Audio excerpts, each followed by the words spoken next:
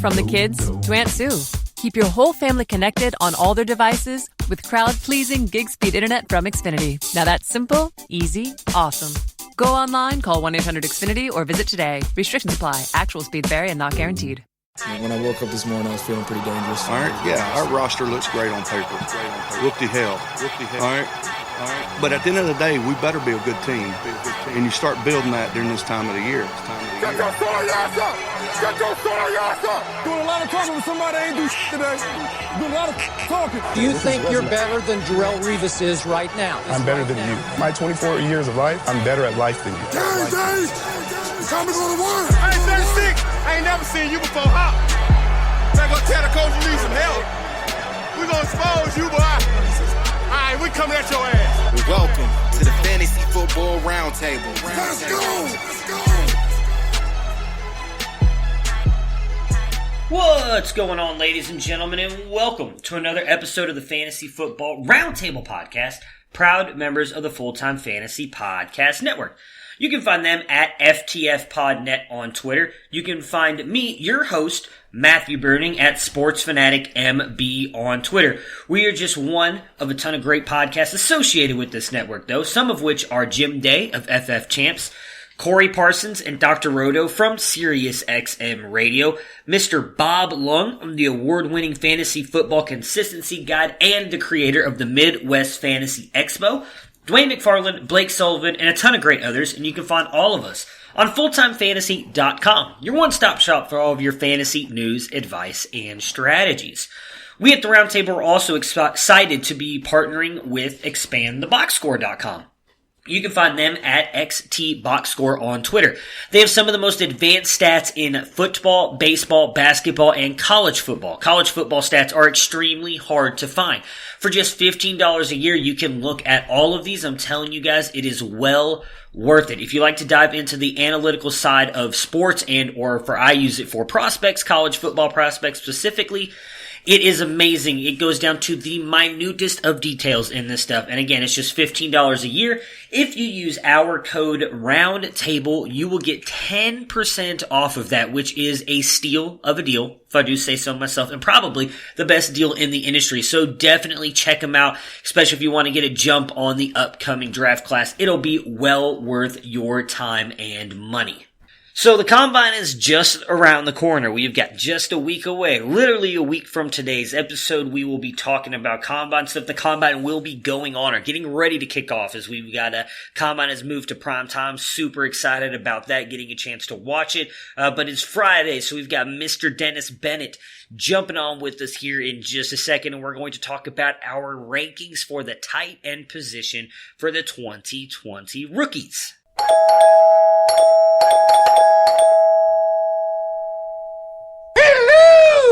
It is our Friday show. We've got Mr. Dennis Bennett with us. You can find him at culture_coach on Twitter. Dennis, what's going on, man? How's your week been going for you? You know, been a hell of a week. It's been a hell of a week. So we'll just leave it at that. I hear you, man. I hear you. I mean, I'll give you mine real quick. I've been getting over like some kind of horrendous cold or something. I don't know what's been going on, but I'm right there with you. I'm ready for this weekend to be here so I can just kind of relax and let my body recover and everything else. Wish it was the Combine weekend, if I'm being honest with you, because it'd be nice to be able to just sit around and watch some Combine stuff with the way I feel. But that isn't here or there. We are going to be continuing talking about our 2020 Rookie Series. Obviously, a couple weeks ago on Friday, we did our quarterbacks. We are going to do our tight ends today. So not a whole lot of guys. I believe you have 8. I have 9. Pretty much the same guys from the sheet that I'm looking at here outside of our last guys. There's one difference between us. Or 2. I have 2 different players compared to year 1. So I'm interested to jump in here and talk about these guys. Let's just kick it off like we did last week, and we'll start with we'll count down from the end.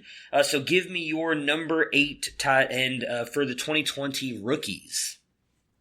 At number 8, I have Albert Okwuegbunam. I got Albert O at number 8. No, it's funny. I'm usually the good name guy too. I just haven't practiced it enough. Oh, I got you.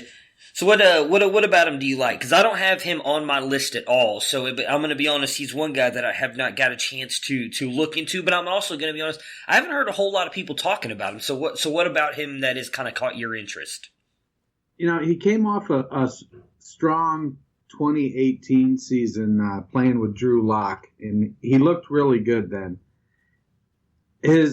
With Kelly Bryant last year, and his game didn't take the next step, but he's got good size, good athleticism. I definitely think he's one of those tight ends that you're going to put on your taxi squad probably for a couple years and see if he develops into that guy that can be a contributor.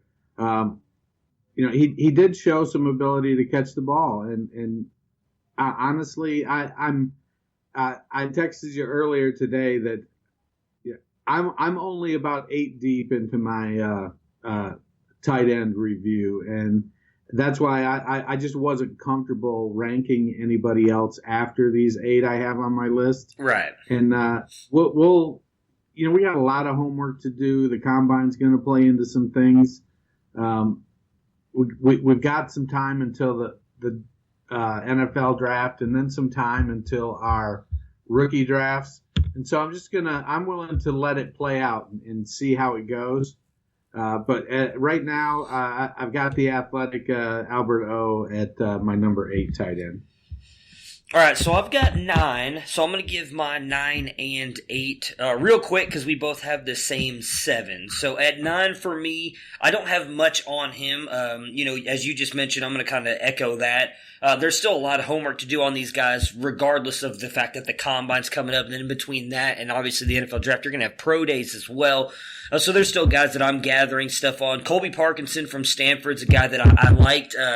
Just from what I saw throughout the 2019 college football season, I'm going to do more research into him. He's actually a guy that's probably going to be in my tier 3 of tight ends, though, because I'm just going to be honest. I don't know if I see a lot of fantasy value for him going into the NFL level. I thought there might have been something throughout the season, but the more I've looked at him here, I'm kind of worried that he won't be. So I'm going to throw him on my radar right now, but he might end up not even being on there as we move forward, as you were mentioning, as we get a chance to do a little bit more homework. My number 8 guy, though, is Jacob Breeland out of Oregon. I love this kid. I'm going to be honest, I feel like I've really gotten a huge fascination here with the Pac-12 After Dark, with my love for Justin Herbert as well, as everybody knows. So I've really kind of fallen for these guys. But Breeland, 6'5", 250. He's a fifth-year senior. He redshirted his freshman year. He did not play at all. Some of his strengths, he's got really good hands, and he plays the tight end position like a wide receiver. He's used as a deep threat at times, and he was used all over the field by Oregon. It was really Justin Herbert's best weapon outside of C.J. Verdell. His weaknesses that I have on here, he's not very explosive. He's not a guy who's really going to burn players when he's going deep. He's not someone who's going to get you a ton of rack yards, and he's a god-awful blocker, which is obviously going to be... I was going to say it could be a big hindrance for him at the NFL level, but then again, we've seen guys like Noah Fant and trying to think of someone off the top of my head. Like, I'm going to be honest, Travis Kelce. No, Travis Kelce's a good blocker. There's some tight ends that we've seen coming out. Evan Ingram is not a good blocker at all. We've seen the fantasy seasons he's put up with the Giants. So I don't know if that's as big an issue now going into the NFL, them being bad blockers, but it does need to be noted because I would think that at times that means they're not going to be on the field. So Breeland, not a great blocker. But in 2019, he had, for me, a 19% big play percentage. What that is for me, how I calculate that is plays over 20 yards. And he had 6 plays, 2 of which went for touchdowns in his 19% big play percentage. 7% team scrimmage yards, which is 5th, which is actually kind of a big deal in the fact that he missed a lot of games this year. He tore his ACL in the middle of this season. So he's actually coming into, I don't think he's going to be at the combine, but he's coming into this draft process hurt. Another reason why I wanted to bring him up. I'll get to that in a minute. A 10.4% dominator rating this year, 3rd on his team, and then an 81.3% catch rate. Actually, the best best catch percentage of all of the tight ends on here. And the ACL, why I wanted to mention that really quick is with that fact, I do think that means he's going to drop to not being drafted at all in rookie drafts or possibly being a very, very late round pick depending on how deep your rookie drafts are. So that's why I wanted to mention him. It's a guy to watch out for because I do think he has a ton of upside as an offensive tight end in the league, and he's a guy that you can get very late. So then my 8 guy was Harrison Bryant out of FAU. Wait, do I have this right? I'm thinking I messed up here. I did mess up. I completely skipped over our number 7 because we have the same number 7, so I'm going to let you give your number 7 first because it is the same guy. So who do you have at 7? I have Thaddeus Moss at number 7. You know, he's got a pedigree. And he flashed a little bit this past year at LSU. But outside of that, I'm not sure what all he brings to the table. Yeah. Doesn't have tremendous size. He's only 6'3", about 249. He started out at NC State as a freshman. Then he transferred. He really didn't play in 17 or 18. And then last year, he did catch 47 passes. But I question how much of that is the fact that LSU threw the ball a bajillion times last year. He played big in big games, and that's what really, I think, brought him to the forefront for a lot of people was the fact that when the lights were the brightest, he made some plays. Now, he wasn't putting up 6 catches for 150 yards in those games. But he was making plays. He was getting first downs. He was catching touchdown passes. So he definitely does bring something to the table at that end. It'll be interesting to see how his speed translates and his athleticism translates. I know they've added some new tests to the combine to try to measure a little better, more football-related skills than something like, say, the 3-cone drill or the 40-yard dash or some of those things that don't necessarily apply to real NFL play. So it'll be fun to watch this year, and I want to see how many of these guys do these new drills and set the baseline this year. Yeah. So with Moss, he's only 6'3" and high 240s. I think he's going to have to show willingness and strength, or he's going to have to show exceptional athleticism. If he's not willing and able to block, or he's not extremely athletic, I don't know that he's going to have the size to be an every down tight end in the NFL. Yeah, I'm kind of with you on what you just said there with Moss. I was kind of not sure how to rank him. I like him. Obviously, I'm with you. I do think the reason he came out this year, because he could have gone back, obviously, to school. I think part of the reason he's coming out this year is because of what LSU's offense did, and he's trying to capitalize on that, and there's nothing wrong with that. But I see him more of a, probably like a red zone threat kind of guy, and not someone that's going to do much for you in between the 20s in the middle of the field and everything. I think he's mostly just going to be a red zone threat. So I do think landing spot is going to be big for him in my opinion. So I'm with you. I don't see a lot of fantasy value for him moving forward. I think he's really going to be kind of a guy who's not going to do much for you. He's got the name, obviously being Randy Moss's son and everything, so I do think he brings that cachet as well. Maybe he's a guy who develops, so if you've got a taxi squad, you can throw him on there and kind of let him sit for a couple years and see if he develops into somebody good. But I'm interested to see what he does at the combine, because overall, I wasn't overly impressed with what I saw out of him on the tape for LSU. So I'll give my 6 now. Before we move on from Moss, though, and that's why I mentioned the athleticism, because he has that size, that Aaron Hernandez size. Right. So, but he's got to show that he's got the athleticism. It's easy to look at a guy and go, oh, well, he's the same size. He's got the same build. And comp him to that guy. But I don't know. Hernandez was a very athletic tight end. He moved around in a lot of different spots, and I don't think we've seen that from Moss. No, so the the athletic measurements are going to be important for Moss. If he doesn't test very well athletically, I could see him being a mid to late day 3 guy. Yeah, I agree Maybe with later. you. Yeah, that's why I said this weekend, or not this, I keep thinking it's this weekend, next weekend will be big for him, and he's one of the main guys that I want to watch, because I'm with you. Like, you could comp him to Aaron Hernandez, and I'm not saying that that's what you are, you're comping him to. I mean, you've seen explosive plays from him on the field in the LSU games, but again, I'm going to say exactly what you said. Is some of that with what LSU's offense was this year? Because we've never seen that out of him up until this year, which is again why I think it's a smart move for him to come out, because he's trying to capitalize on his stock being probably the highest it's going to be, which it is right now. And I need to see more of him, because I'm not 100% sold that he's going to produce what I saw in probably 10 to 15 plays on tape with LSU on highlight stuff. I don't know if that's to kind of transition into the NFL. He's the one guy with Colby Parkinson to Stanford that I'm really kind of worried out. Really, my top 6, I think all have shots to be anywhere from tight end 1s to tight end 2s. Like, I don't really have that many questions about those guys, but Moss is kind of like where I'm, when we were talking about quarterbacks last week, we kind of get to that one point where I really don't know what these guys are going to be. They're probably going to be backups. That's what I kind of see out of Moss. Like, I have no doubt he's going to be an NFL player, but I don't know if he's going to really register for us fantasy-wise. I don't know if that's going to happen. I need to see more out of him, and I think having a good combine could go a long way toward that. So for me at 6, I had Harrison Bryant out of FAU. I know a lot of people might think this is a little bit controversial. I feel like he's kind of all over the place for a lot of people. Some analysts have him up there as their number 1, anywhere from number 1 to 4 or 5. I've got him at 6.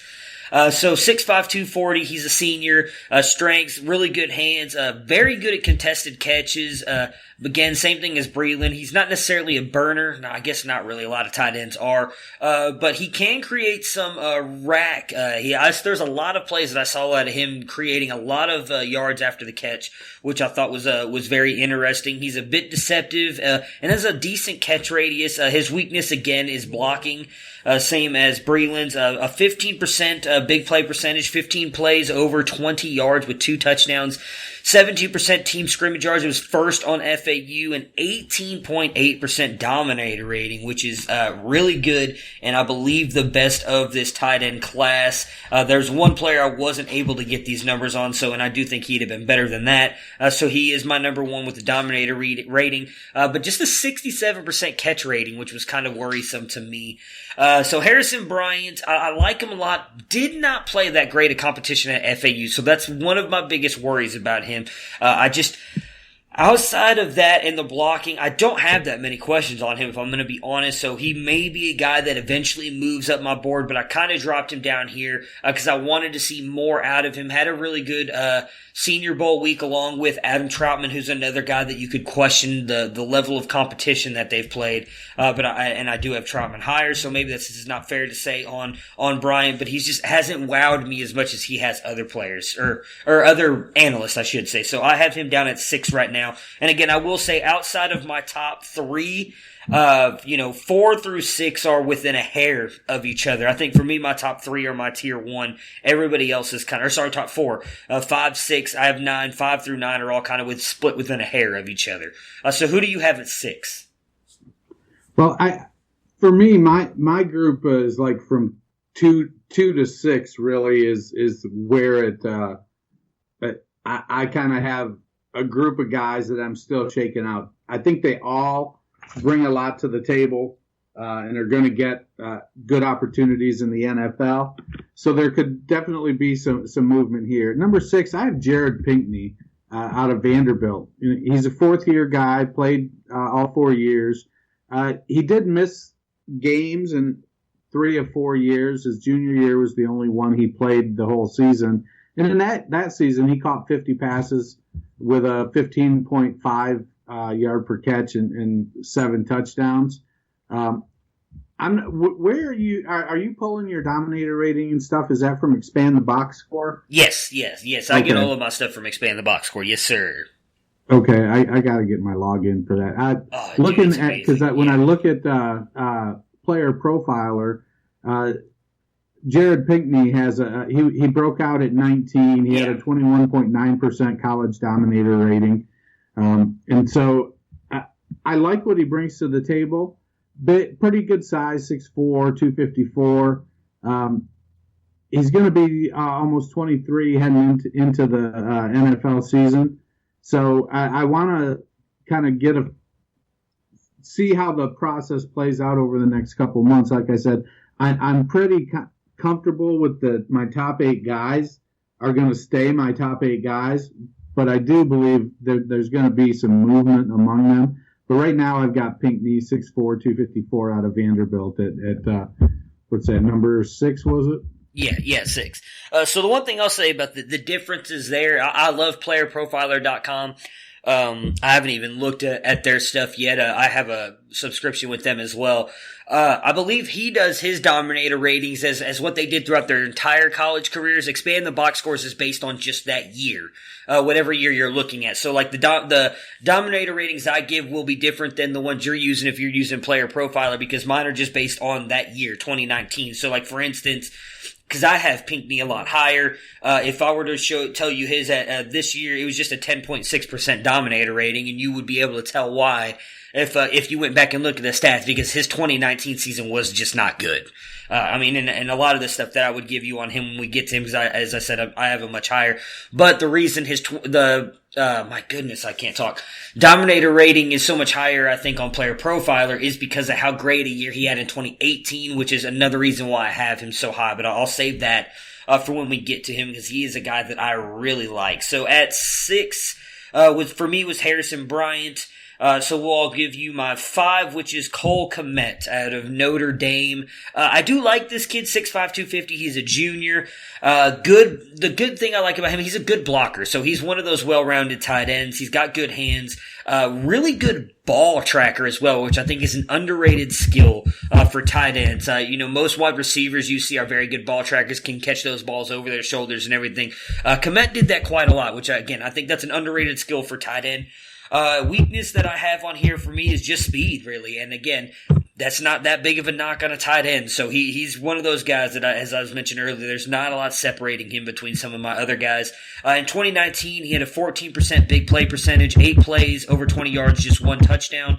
11.5 team scrimmage yards, finished 3rd on his team. A 12.4% dominator rating, which was 2nd on Notre Dame, just behind Chase Claypool, and a 72.9% catch percentage. So a really good year for him. I like Kmet a lot. I'm interested to see what he does at the combine. I want to see if there's a lot of people who think he's going to run fairly fast for the tight end position. I'm interested to see if he does that. Junior as well, as I mentioned earlier. So him, and I think there's 3 of them in my list here that are juniors, younger guys, which I actually kind of like the seniors coming in more because they have just a little bit more seasoning at that tight end position, which hopefully they'll be a little bit more ready to play at the NFL levels. We've seen tight ends seem to take just a little bit longer to develop for NFL standards. So that was my 5. Who do you have at 5? At 5, I have University of Dayton phenom Adam Trautman. 6'5", 251 pounds. He kind of falls into that competition question. Playing at Dayton, he didn't always play against top-notch competition. But he did go down to the Senior Bowl and comported himself very well. Trautman looked great in the Senior Bowl practices. He was catching everything shown his way. He was thrown his way. He was blocking very well. He looked the part of an NFL tight end down at the Senior Bowl. Caught 70 passes last year, caught 178 passes in 4 years at Dayton. And while you can make the argument, well, what kind of competition did he play? You can also make the argument, what kind of quarterback did he have thrown to him as well? So he did. I do think he showed well that at the Senior Bowl that he'll be able to step up against the competition. He's not registering a breakout age on Player Profiler. Yeah. And so he didn't really, and that could be a function of playing in small school. The stats aren't pulling or aren't being scraped. Yeah. But they do show him as having a 38.1% college dominator. So at that lower level, you would expect these, the big man on campus like Trautman to post those high dominator numbers too. So I think he kind of lived up to that billing. So I have Adam Trautman at number 5. Yeah, so Trautman was the guy for me that I mentioned earlier. I couldn't pull some of these other stats on, and that is why. Playing at a smaller school, college stats in general are very hard to kind of authenticate and everything, so you will not find a lot of sites that have them. I mean, you can go to Pro Football Reference, I think is what it is, or College Football Reference, and they have the stats on there, but they don't have some of these advanced stats. And it's just because they're hard to authenticate and everything, even with big schools. Much less Dayton. So Dayton, I would think that is part of it, but I would not be surprised that his dominator rating is so high, as you just mentioned, because of the talent that he played, and he clearly looked a lot better at Dayton than a lot of other people did in those conferences. All right, so for me at 4, I have Bryson Hopkins out of Purdue, and he's a guy that I could see going higher for me.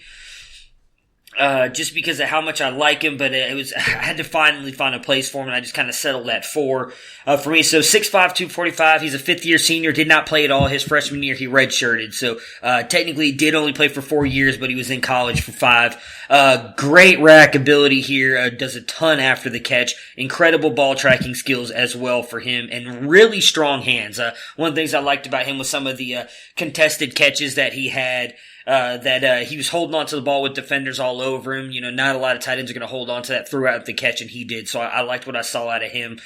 His weakness, again, is like a bunch of others in this class, just blocking. He's not good at it at all. 12% big play percentage this past year, 11 plays over 20 yards and 2 touchdowns.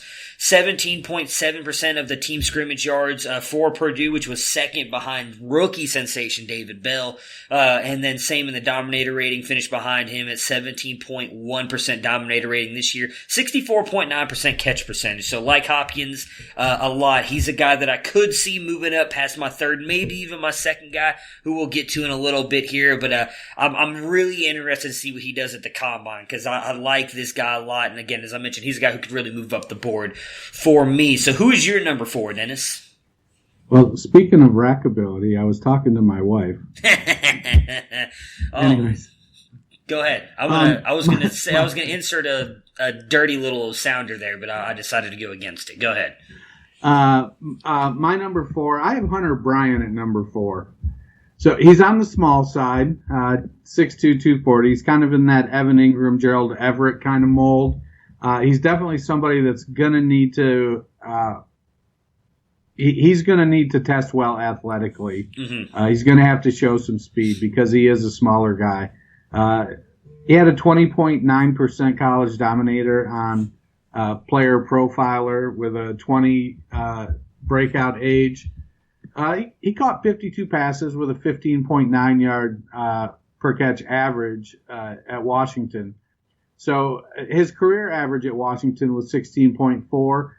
His freshman and sophomore years, though, he didn't play. He played in a combined 14 games, and then 12 games as a junior, and then he came out to the draft. So I like the profile as somebody that can put up fantasy points, but I could also see it being one of those things where he's not fast enough to be a wide receiver, not powerful enough to be a tight end, and he ends up being that tweener that some non-creative coach can't seem to figure out how to get on the field.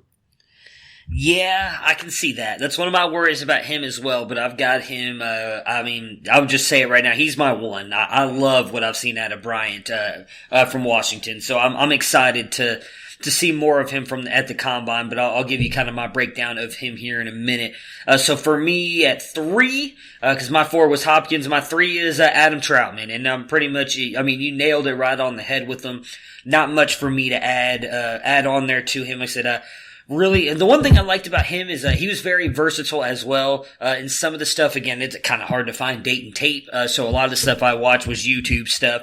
But was very versatile, really good route runner, and a phenomenal catch radius that he had, which I think part of has to do with his background. He was a basketball player as well, so he's really good at jumping. You can see him.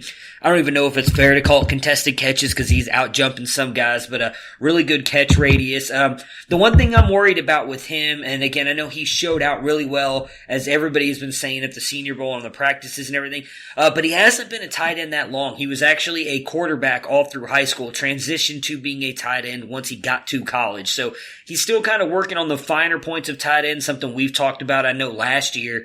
When you look at tight ends coming out of college, it's something you have to watch because there's so much nuances to the tight end position. Not only are you having to learn route running and where you're going with that, but you also have to learn pass blocking and run blocking schemes as well. So it's not an easy position if people may want to think it is, but it's actually probably one of the harder positions on offense outside of quarterback because you pretty much have to know everything. And so I do think that's, I don't want to say a weakness, but something to watch for him is just kind of him learning the finer points of the tight end position, because he has not been doing it as long as some of these other guys have. So he was my 3. Dennis, who do you have at 3? I have Bryson Hopkins at 3. There's not a ton for me to add to what you put on the table already.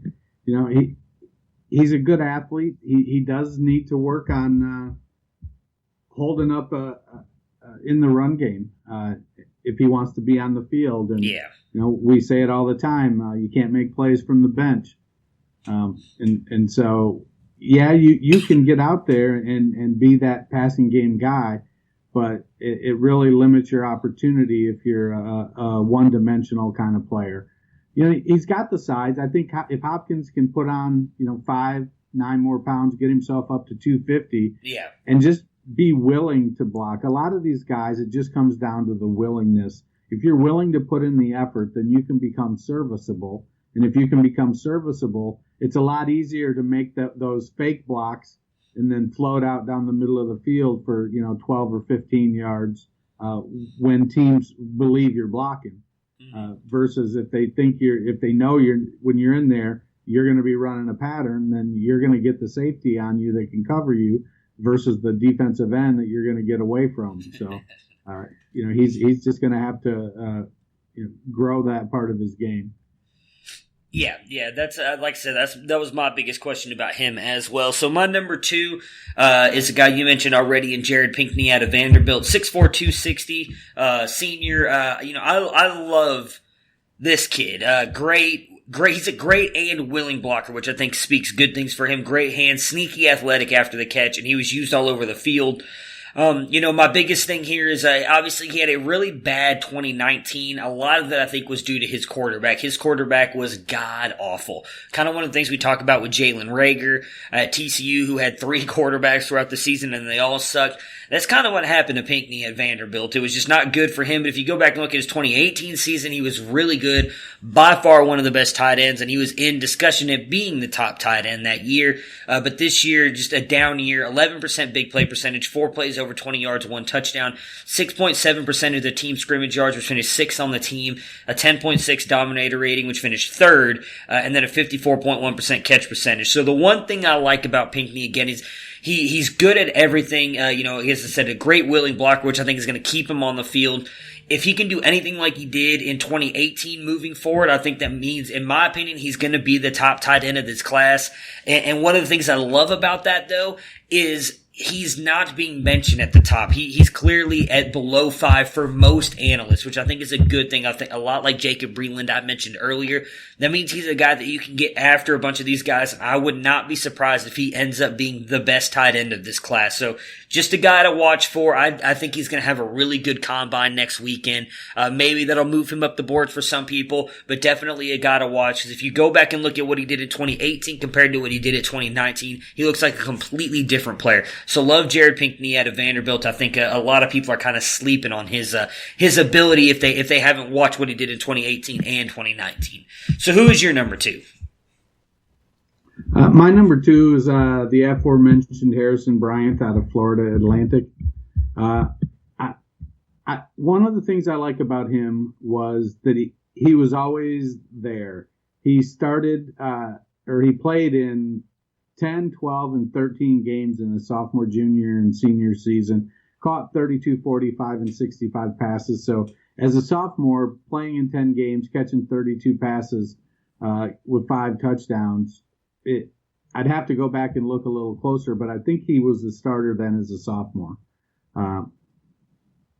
He's got good size. I'd like to see him bulk up to about 255. If he's 6'5", he needs to get up into the 250s and be able to hold up out there. But he's got a 26.2% dominator rating with a 19.4 breakout age. And it's really going to be one of those, this tight end class, like we mentioned earlier. Yeah. There's just a cluster of guys in 1 through 8. And it's going to come down to scheme fit and what the NFL coaches think. So we're going to need to keep a big eye on draft capital to see how this tight end class shakes out. Yeah, I feel like we could say it about every position here. Landing spot could really change a lot of draft stocks, but I really think that's going to change for tight ends, especially, the question I have on here later in a spot that really needs a tight end and uses them very well in the offense. So we'll save that discussion for there. So my number 1 was Hunter Bryant out of Washington, as I already mentioned earlier. I love what I saw out of this kid last year. As you mentioned, he is undersized, 6'2", 239, a junior. He plays like a wide receiver at the tight end position. He's just incredible after the catch, great hands. But as you mentioned, he struggles at blocking. I do think some of that is just due to the fact that he is undersized. He is not your typical tight end. He is about 3 to 4 inches smaller and probably close to 40 pounds or 30 pounds underweight. So he's not your typical tight end, but just a phenomenal player. I almost kind of look at him as like a Noah Fant type or Evan Ingram. I think that what he does offensively is what's going to get him on the field. And at times when they're going to need him for run blocking, he's probably not going to be there. But what he can do when he's on the field, I think is going to be really good for fantasy owners. 18% big play percentage this year, 14 plays, over 20 yards with 3 touchdowns, 16.2% of the team scrimmage yards, that was second on the team, 16.2% dominator rating as well, which was second on the team, and a 67.5% catch percentage. So really like Hunter Bryant, excited to watch him at the Combine next weekend. So who was your number 1, Dennis? My number 1 is Cole Kmet. He's the best two-way tight end in this class, and right now that sort of gives me the edge for him. As we've talked through them, I got to be honest, I think you're kind of changing my mind on some of these other guys. Sometimes when I'm evaluating, I start looking at guys in the whole game. Right. And what I have to remember is that in fantasy, we don't care about the whole game. We care about how are you going to produce fantasy points? And I think in evaluating these tight ends, I've got myself wrapped up in potential snap count. Well, I get it. You can't score points from the bench. Right. But I'm talking in circles here because you're not going to score points if you're constantly tied up with the defensive end and outside linebacker. You've got to run pass patterns. And so it'll be interesting as I go back and reevaluate these and see. Right now, I think I might be off on having Kmet at 1 because he is the most well-rounded tight end, I think. Yes, I agree. At this point, he's played against better competition than most of them. He also has played with some pretty crappy quarterbacks, yeah. If we're being fair. Yeah, no, that's fair. That's very fair. So that's I have Cole Kmet at number 1. No, and so I don't think Kmet at 1 is a bad call. And like I said, that's why I've mentioned, Pinkney and Kmet, as you just mentioned, were such good blockers. Because I do think that matters because, I'm not trying to compare either one to George Kittle, but that's why George Kittle is on the field for like 95 to 99% of San Francisco plays because they don't have to pull him off when it comes time to block in the run game. So it is a very important part. I'm not trying to take that away.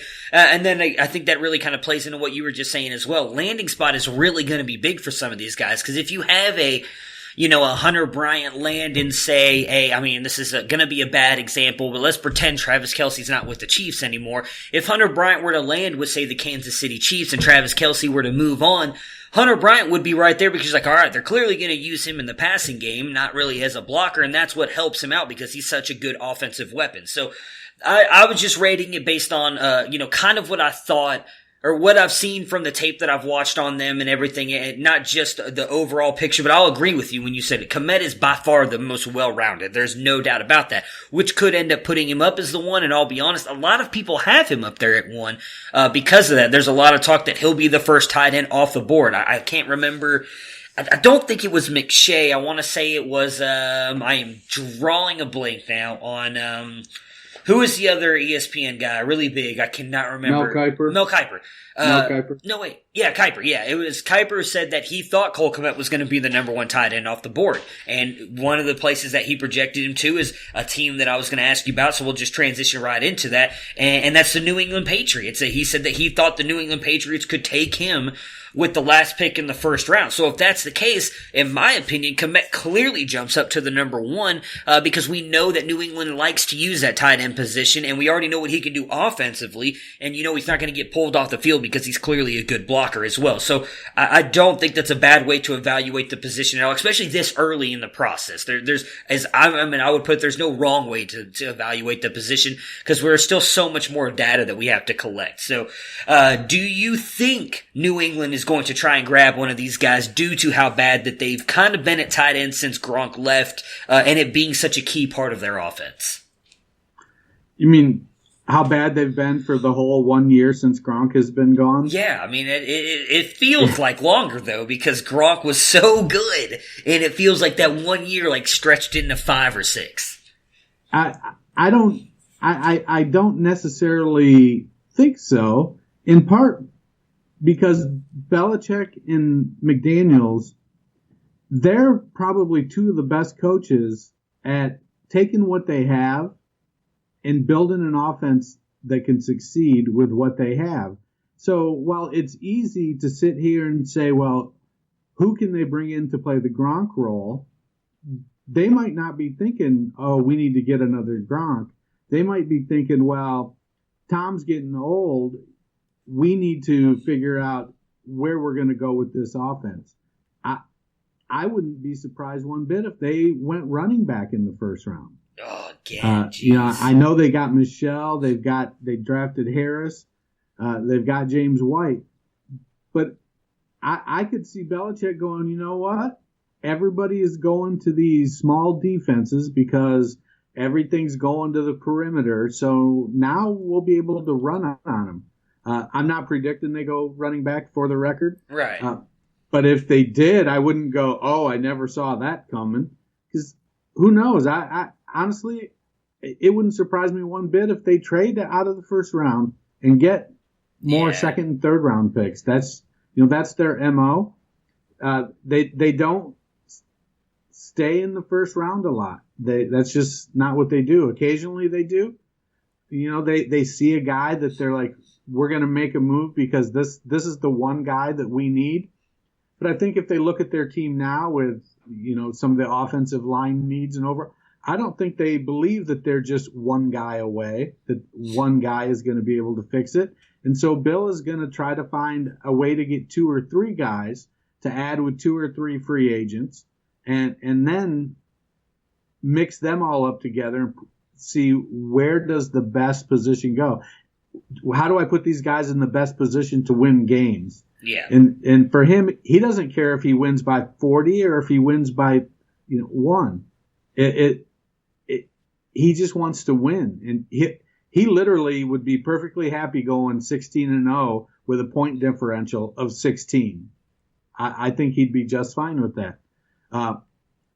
But as far as a tight end, I could see him taking one of them.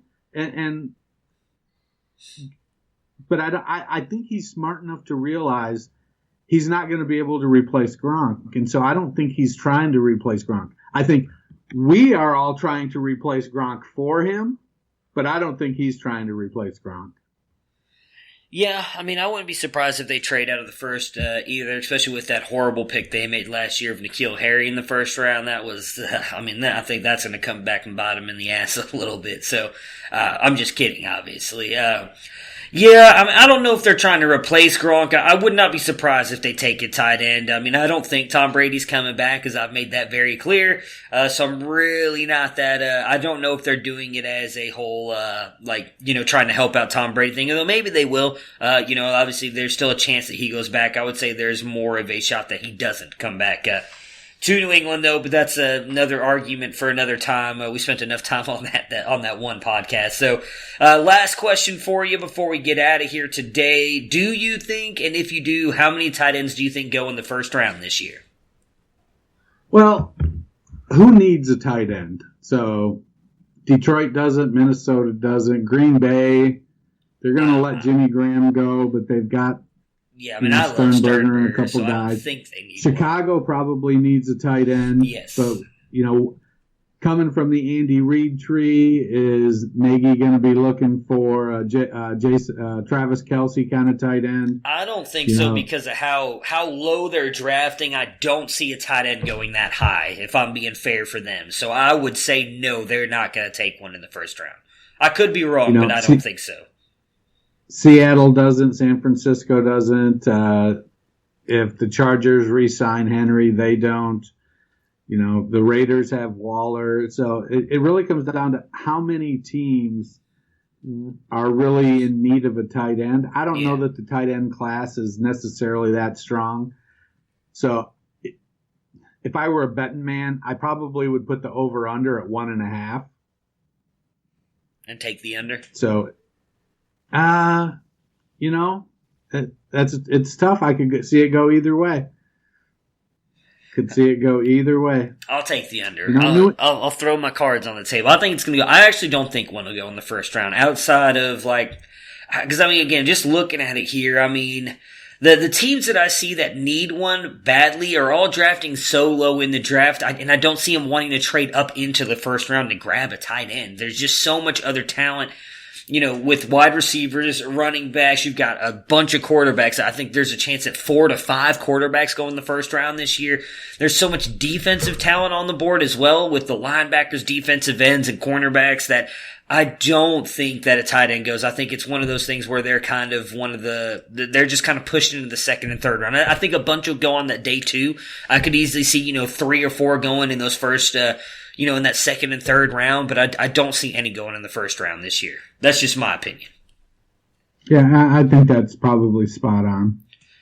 Hey, did you see Brian Edwards broke his foot? I did. That is horrible. I saw everybody kind of reacting to it on Twitter. He's one of those guys that I was watching too. I sent out a tweet earlier that, everybody's talking about the whole Ruggs and Rager and all that, who's going to run the fastest. I'm really interested in watching those second round guys and what they do, like the Isaiah Hodgins, Brian Edwards, Salvin Ahmed, the running back, guys like that, because I think they can really kind of boost their stock a lot with what they do here at the combine. So it does suck that I still think he's going to go high because I still have him as one of my better wide receivers in this class. But it does suck that he broke his foot because I imagine that means he's probably not going to be able to do any kind of pro day either before the NFL draft. Yeah, it's a pretty late in the game to break your foot. Yeah, and while we're on news really quick, did you see the, I guess, somewhat good news about the fact that looks like the Buccaneers are eyeing a 2-year deal with Jameis Winston. So that will be interesting. I think that's probably the best move for them to go, not lock themselves up long-term to the guy. And I wonder if he would be willing to sign that. But that kind of came across as we were recording as well. Cool. I think Jameis is a perfect fit for that offense. Yeah, it'll be interesting. I think, as our friend Ashley _EMT, she's definitely on the Jameis Winston wagon there in Tampa. So, yes, since she covers him, who am I to say she's wrong? She defends that guy a lot on Twitter, unfortunately, because there's a lot of people coming after that guy. So I see her kind of arguing in his defense, which again, he's not a bad quarterback at all. Just needs to, throw like 15 interceptions instead of 30. But that's neither here nor there. So, Dennis, I appreciate you jumping on with me today here Friday to talk about our tight ends. We're going to have all kinds of combine talk next week as we're going to jump into it. Interesting that they changed the schedule up and everything's going to be prime time now. So that'll be, I guess, fun for us a little bit. I kind of liked how some of the stuff came out during the day, so I didn't have to sit around all night. Now my wife's probably going to get mad at me because I'm going to sit around all night over the next weekend as I'm watching all this stuff, but I do think it's kind of a cool thing they're moving all that stuff to prime time now, so I'm interested to see all that. We'll definitely do a lot of talk about that next week. I hope you have yourself a good weekend. I look forward to talking to you on Monday. Right on. Prepare for glory! I don't know if you got your popcorn ready. Do you got your popcorn ready? I came out the womb, I was ready. And he's hit the end zone for an unbelievable touchdown. I would be honored if you played football for this team. Throw it up above his head. They can't jump with me. Golly. Oh, they tackle him at the 40-yard line. Who can make a play? I can. Who can make a play? I can.